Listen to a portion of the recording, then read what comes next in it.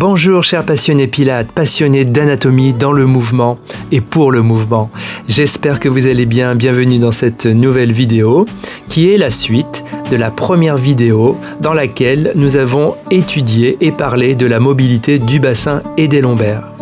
Voilà, avant d'aller sur un deuxième test qui est plus axé sur les fléchisseurs de hanches comme le psoas iliaque, je vous propose un petit encadré dans lequel je vous rappelle les origines, trajets, terminaisons des psoas et des iliaques. Les psoas sont composés de deux faisceaux, un faisceau profond postérieur qui s'insère sur les processus transverses de L1 à L5 et un faisceau plus superficiel antérieur, il s'insère sur les corps vertébraux de T12 à L1 et leur disque intervertébral.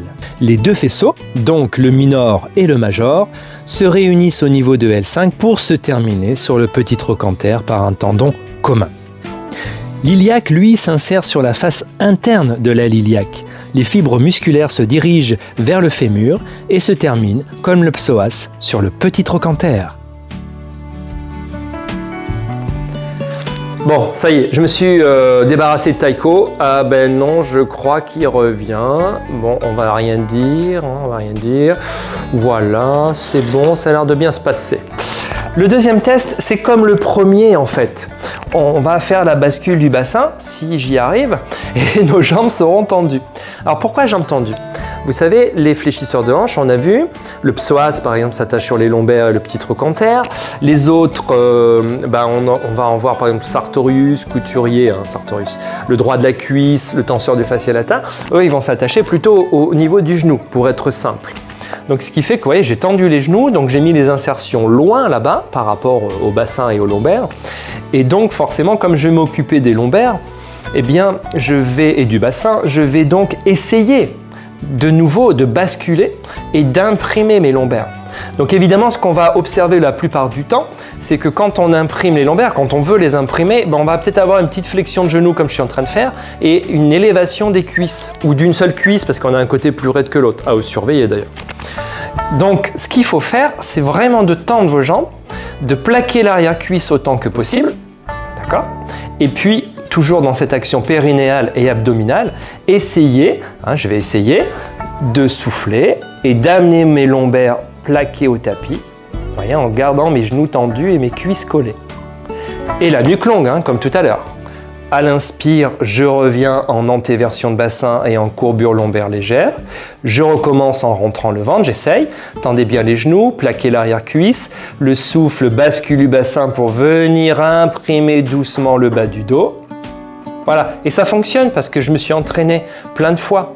Okay ? Et puis grâce au pilates, de toute façon, on a un travail très intelligent des fléchisseurs de hanches associé à la mobilité du bassin et des lombaires et des abdominaux profonds notamment. D'accord ? Donc voilà, c'est pour ça que j'y arrive quand même à peu près bien.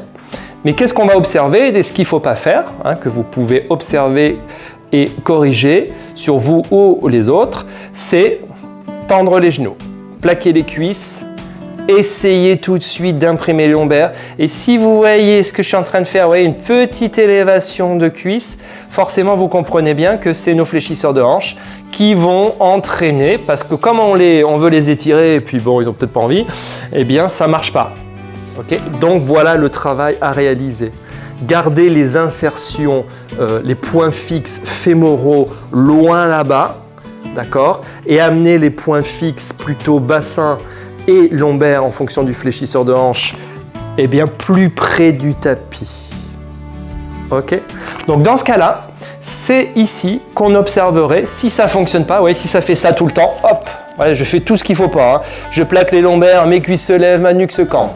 Bon, là, il y a un gros travail d'étirement des fléchisseurs de hanches et d'utiliser des mouvements adéquats qu'on peut observer dans le pilates, que je vous proposerai dans d'autres vidéos pour associer tous ces muscles, toutes ces chaînes musculaires, qu'elles deviennent toutes ensemble des amis. Okay ? Je vous propose 2 petits exercices de plus pour améliorer votre mobilité bassin lombaire. À tout de suite.